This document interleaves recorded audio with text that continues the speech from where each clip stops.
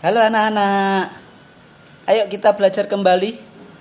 Ya, kali ini Pak Gale akan menyampaikan materi tentang pelajaran IPS yang berkaitan dengan sumber daya alam. Nah, mari kita mulai. Apakah itu sumber daya alam? Ya, sumber daya alam adalah segala sesuatu yang berasal dari alam yang dapat digunakan untuk memenuhi kebutuhan hidup manusia. Jadi, sumber daya alam dimanfaatkan untuk kesejahteraan seluruh umat manusia. Oke, lanjutnya ya. Ya, sumber daya alam dapat dikelompokkan menjadi beberapa kategori.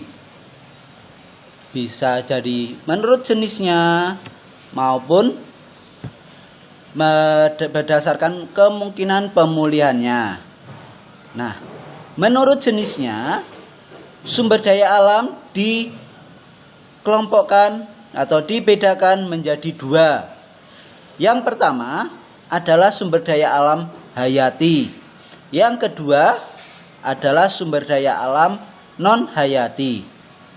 Sumber daya alam hayati merupakan sumber daya alam yang berasal dari makhluk hidup. Contohnya tanaman, hewan, maupun mikroorganisme. Kalau sumber daya alam non-hayati adalah sumber daya alam yang berasal dari benda mati.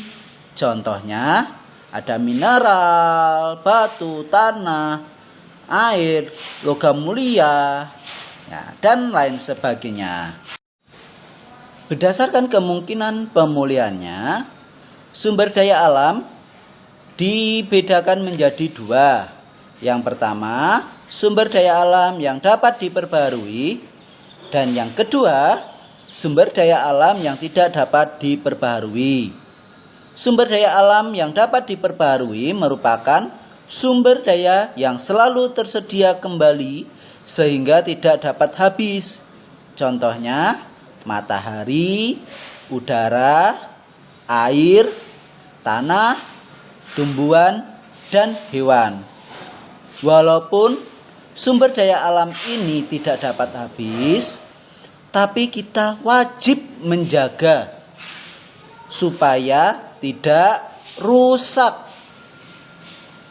Nah, yang kedua adalah sumber daya alam yang tidak dapat diperbaharui merupakan sumber daya yang terbatas.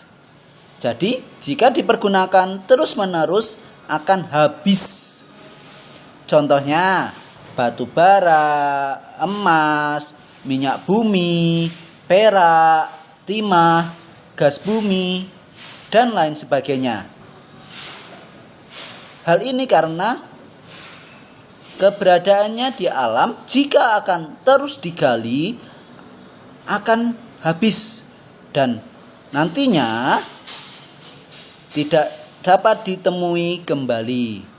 Oke anak-anak, demikian dulu yang dapat Pak Gale sampaikan. Silakan anak-anak mengerjakan tugas yang akan Pak Gale bagikan. Oke, selamat mengerjakan.